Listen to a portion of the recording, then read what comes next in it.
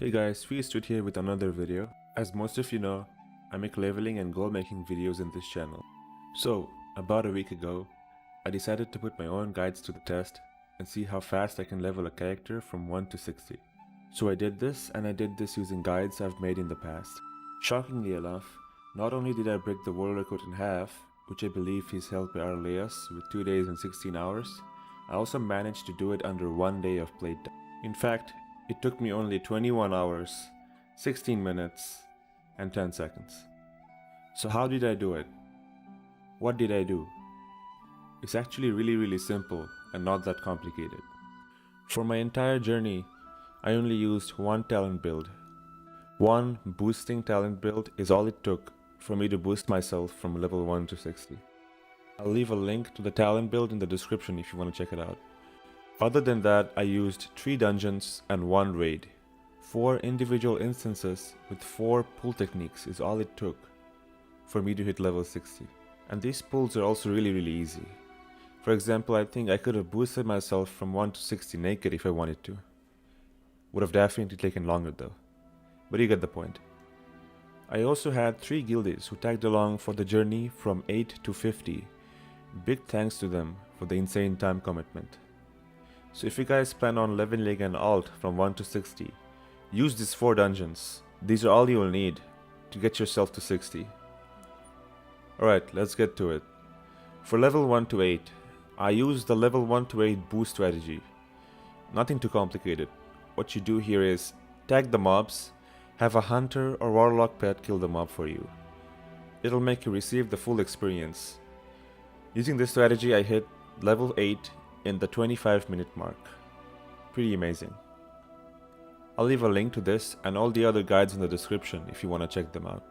Because I used this strategy, I didn't need to do a single quest because doing quests would actually slow you down in this process. Because the XP per hour you get using this strategy is like dungeon level. Right now I have 22k XP per hour and I'm level 4 or 5 or something. Now since I can enter Ragefire Chasm at level 8, I'm gonna stop at level 8. But if you're in Alliance, stop at level 10 because that's the level you need to enter Dead Mines. This is actually also a good goal making strategy for hunters or warlocks. Because the time it takes to naturally level from level 1 to 8 or 10 is about 1.5 hours to 2 hours. But with this strategy, you can shave off 1 whole hour from that process. So you may be able to charge one person about 50 to 100 gold for 25 minutes of your time. That's good money. For level 8 to 20, I use the 1 pull Ragefire Chasm technique. This dungeon is really easy and convenient because it is in Orgrimmar and you have to bring the entire dungeon pull right in front of the entrance to finish the pull anyway. So that way, anyone you're boosting doesn't have to follow you on the duration of the pull. The XP you gain from one of these pulls at lower levels is actually insane. You get almost half a level or more from 1 pull. Which means after 5 pulls, it only took me 20 minutes, but I have already hit lockout. This enabled me to log out and save time on my slash blade. This was actually pretty boring since I had to wait 40 minutes before I could start again. I did this dungeon till I hit level 20. I could have gone to SFK, but I really didn't want to travel to another dungeon in the process. And it would be more or less the same thing anyway. And I only needed to hit level 20, because that's the minimum level you need to enter Scarlet Monastery. And by the time I hit level 20, I was at the 1 hour 35 minute mark. After hitting level 20, I moved to SM. And this is where I planned on staying for 20 levels, from level 20 to level 40. It was also at this point I began streaming, since I wouldn't have 40-minute lockouts anymore. Here I used the full dungeon pull strategy where I pull every single mob in both Cathedral and Armory using 1 pull techniques. Like I said, I'll post a link to the guide in the description. Here, in order to maximize my XP gain, I am pulling every single mob in the entire instance, and yes, every single one. Not one single mob left behind. I did use lips to make these pulls easier for me since I'm not gold farming here and my soul goal is to gain experience, and I wanted to make my journey as smooth as possible. And it was also somewhere along this point where a world boss popped up, so I had to make my way over to Duskwood and get in on the fun. The world boss was Lethon, and I really didn't need anything from him, but since this is a server-wide kinda event, where both Alliance from all the guilds and Horde from all the guilds come together to try to get the world boss down, I really didn't want to miss out. So after hours of trying to kill the boss, trying to kill the Alliance, getting wiped by the boss, wiping the Alliance, and getting wiped by the Alliance, I decided to give up and go back to power leveling. So where were we? Ah yes, Scarlet Monastery. Now we are at Cathedral. This pull is actually really fun, because you get to pull the boss. What's annoying here are the frost bolts the sorcerers do on you. A guide for this video is actually in the same video for the last pull, so do check it out. Now if you want to see a version of this pull where I do this entire pull naked, then watch this video. I wore nothing but my shoes. Really. So anyway, the Scarlet Monastery boosting journey was amazing. I think at the beginning, when I was level 20 with all the others, I was hitting 2 levels per hour because I was getting 40% experience per circuit. That includes Cathedral and Armory. And if you're wondering how much I charge for one of these pulls, I charge 10 gold per circuit. So on this journey, if I were to charge people for the boosts, I would have made 2,000 to 3,000 gold very easily. So after I hit level 38, I got really bored with Scarlet Monastery. I think I couldn't take more than 18 levels in one dungeon. So this is when I decided to move to Maradon. Just in case you're wondering what I did between breaks and lockouts, I just played some chess. So back to Maradon. It was also at this point where I made some nice adjustments to my stream and added some quality. I spent 16 levels in Maradon, leveling from 38 to 54. I spent the first couple of levels using my 12-minute Mara pull strategy. I then later realized that XP per hour wise, this is not the best option. However, the gold per hour wise, this is the best option since you get to do 5 instances per hour. But since I wasn't making any gold from my power leveling, I went for the 18-minute 300 mob pull strategy, where the XP per hour was insane. Minimum 30k plus per run. I am kinda bummed out since I did over 100 of these runs and I didn't get a single Edge Masters.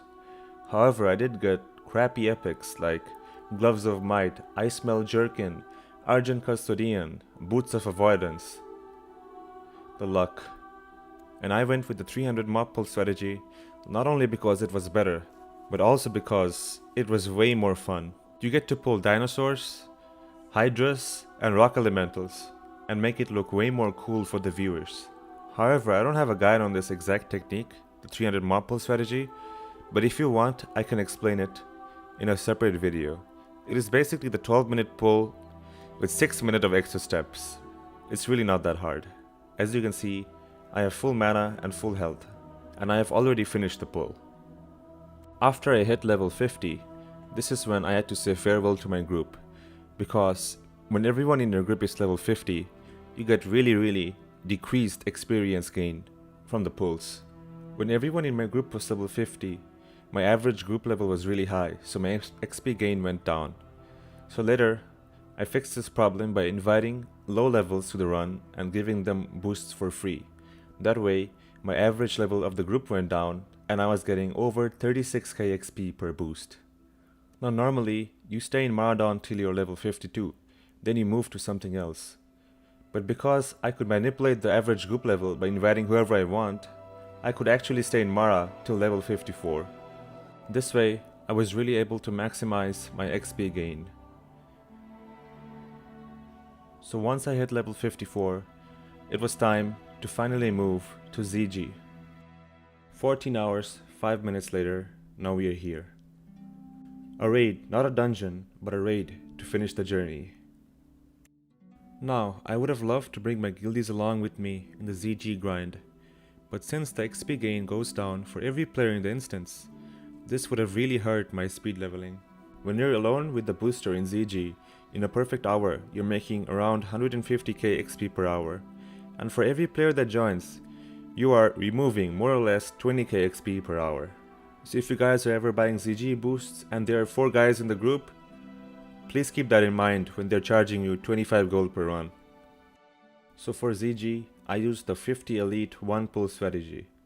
Most of you are already familiar with this pull, and if you guys want to see me do this pull naked, then watch this video. Here, I did the exact same pull I'm doing right now, completely naked. So after level 54, it took me around 6 to 7 pulls to level up by 1 level, since the XP required to level up was substantially high. As you can see, to hit level 60 from level 59, you need to gain 209k experience, which means I needed to do 7 perfect clean ZG pulls in order to level up, which I did. This was my 7th and last run. I already got 180k experience from 6 previous runs, and if I get this right, I'm going to hit level 60. I did make some few changes to the run. For example, I am now able to stay on my mount for almost the full duration of the pull. I am going to make an update video on this pull sometime soon, along with some other videos, so do subscribe. I have a lot of videos coming up. And if you're not a mage, that's okay. I have a lot of interesting videos coming up that's going to be good for all classes. The next video is going to be about phase 5. That's really around the corner. So once again, do subscribe. Now here, the jumps I'm making are not shown in the other video, but here you see it's really convenient to have your mount up for this part of the pull. Here you'll see that even if there's a berserker pad up there, that's not going to be a problem because I'll be able to jump earlier with a mount on because it'll let me cover more distance in the air. Anyway, I've been talking for a long time, so let's just bring this video to a conclusion and speed this up, shall we? How many runs did it take me to go from level 54 to 60? It took me approximately 40 runs. And in those 40 runs, I had 40 chances to get the Cloudkeeper leg plates. And obviously, as you've seen my luck, that's never gonna happen.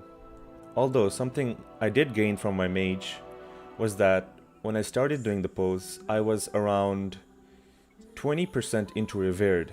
And by the time I was done, I was exalted, and not just exalted. I had so many bijus. I think right now I'm sitting on enough bijus to give someone around 18,000 reputation. And just in case you're wondering, I did not sell anything I made from this journey from 1 to 60. Not the bijus, not the coins, not any gear. I mean, my guildies who were being boosted, they did, but not me. I didn't make a single gold from this entire journey. So finally, this is the moment where I hit level 60. Come on, level up, level up. Yes! Oh. GG. Hit it exact, dude. Exact number. Slash played.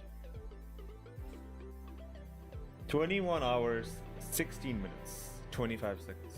Me being the low IQ streamer that I am, I forgot that my webcam frame was hiding my slash plate time. So here's a screenshot. I would like to thank everyone who supported me in this journey. My viewers, my subscribers, my friends, and my guild. A big thank you. Now, did I min-max the hell out of this by manipulating levels and logging out during downtime? Yes, but look what I got out of it. A level 60 character, boosted all the way from 1 to 60, using methods that are easily doable by the average player, and all done in under 24 hours. Probably the first time in the world. Now it's time for me to Hearthstone back and go back to where it all started, the Valley of Trials. I didn't even get to change my Hearthstone when I started this journey. Neither did I get to buy a mount. So now, I begin a new journey, gearing this mage, preparing it for boost, opening up new ideas with double mage boost strategies. Now I'll be able to solo any duo mage strategies out there. If you enjoyed this video, which I know you did, please subscribe. Let's try to hit 5,000 subscribers. You think we can hit that goal? I think we can. Also, if you have any questions, I will be live on Twitch when this video is out, so feel free to come and say hi. Twitch link in the description. See you there, and have a great day.